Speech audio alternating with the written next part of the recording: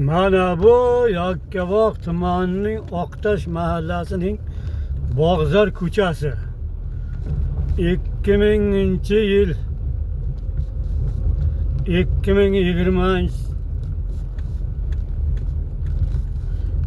2000-yil berilgan uchastka berilgan bu joylarda.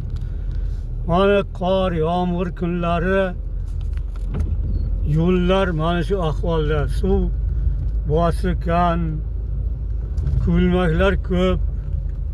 Bolalar maktabga, bog'chaga, ishga borguncha mana shu loy ko'chalardan yurib o'tadi. Na bu ko'chada Oqtash mahalla raislari qaraydi, na hokimiyat. Hech qaysini e'tiborida yo'q. 26 yildan beri mana shu ahvol. Mana bolalar maktabdan kelyapti bir xillari. Yo'llarda suv kechib, loy kechib.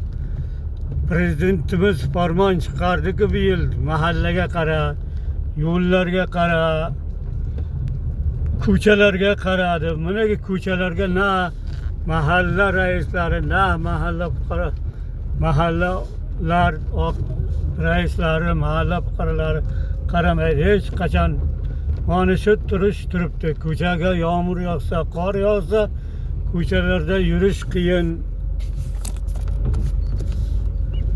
Yurolmaydi, chiqolmaydi.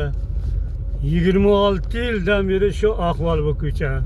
Bu ko'chaga bir qarab qo'yib, ko'chalarni bir tekislasa, prezidentimizning farmonlari amalga oshsa degan niyatda sizlarga yubormoqdamiz.